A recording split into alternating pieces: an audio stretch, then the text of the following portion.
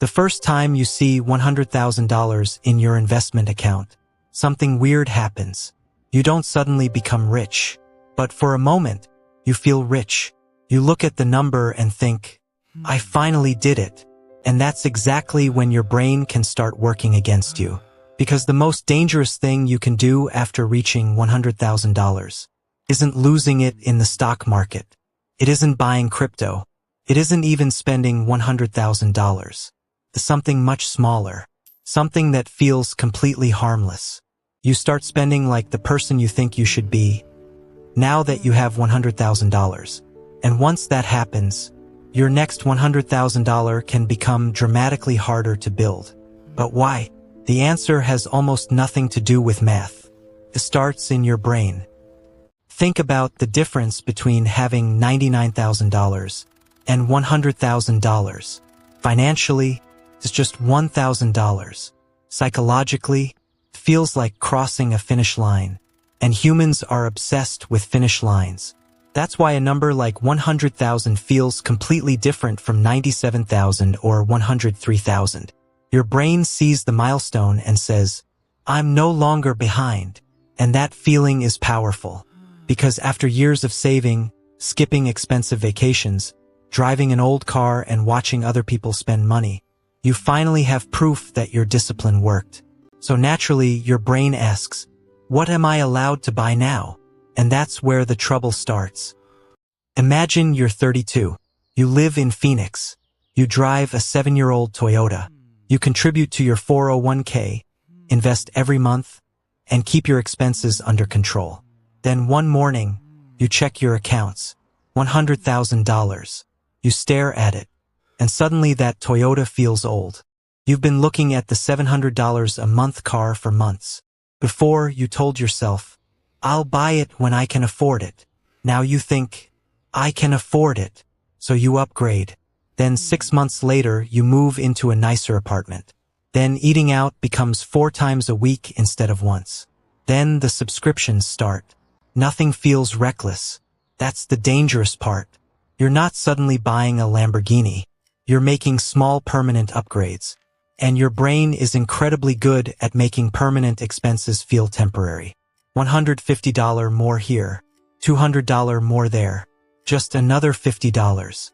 Until your old lifestyle, the one that helped you reach $100,000, quietly disappears. Let's say those upgrades cost you an extra $500 a month. Would you notice $500? Probably. But would you think, I'm about to give up hundreds of thousands of dollars of future wealth? Probably not. That's because your brain sees the decision 1 month at a time. $500 today.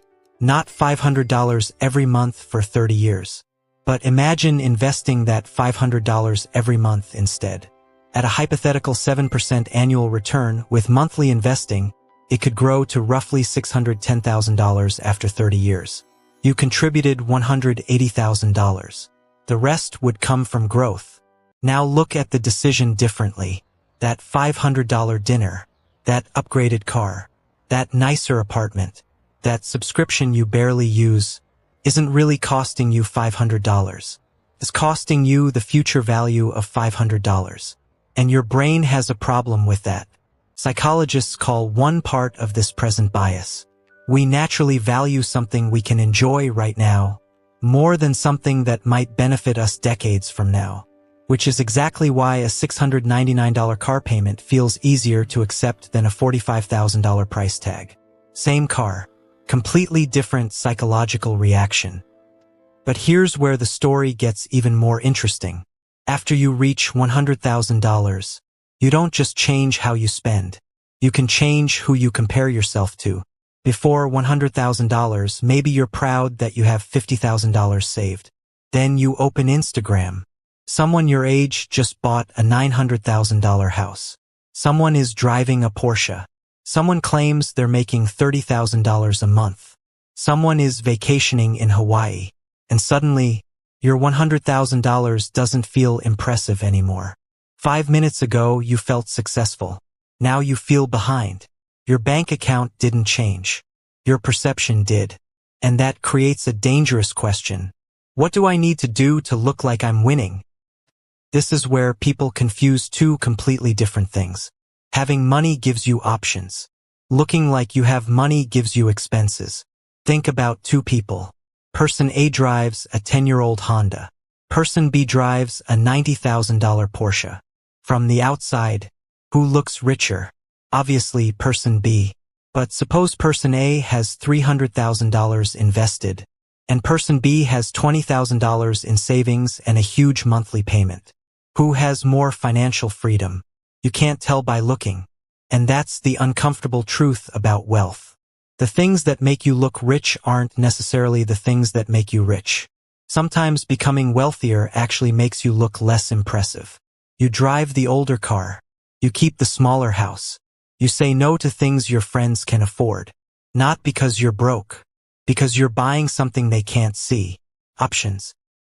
And this is why protecting that first $100,000 matters so much. Because your first $100,000 is mostly built by you. Your paycheck, your savings, your discipline. But after you've built meaningful capital, something changes. Your money gets a seat at the table. If you have $100,000 invested, a hypothetical 7% year would represent about $7,000 of growth. Of course, markets don't give you 7% every year. Some years are great, some are terrible, but the principle matters. First, you're pushing the snowball. Eventually, the snowball starts getting bigger while you're still pushing it. So why would you make the hill steeper? Just to look richer? So here's the rule I want you to remember. When you reach $100,000, don't let your lifestyle catch up to your income. Let your wealth get ahead first. You get a $10,000 raise? You don't need a $10,000 lifestyle upgrade. Enjoy some of it. Invest some of it. Save some of it. Let your lifestyle improve, but slower than your wealth. Because the goal isn't to never spend money. The goal is to make sure your future isn't permanently dependent on today's paycheck. So when you finally see that first $100,000, celebrate it. Seriously, you earned it. Take the trip. Buy something you've wanted. Enjoy the milestone. Just don't make the mistake of turning a milestone into a lifestyle, because your first $100,000 isn't the finish line. It's the launchpad. And someday, years from now, you might look back at that first $100,000 and realize something. The money itself didn't change your life.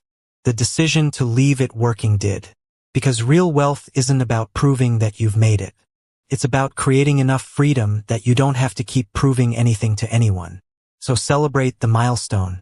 Just don't turn the milestone into a lifestyle. Don't spend the future to celebrate the past.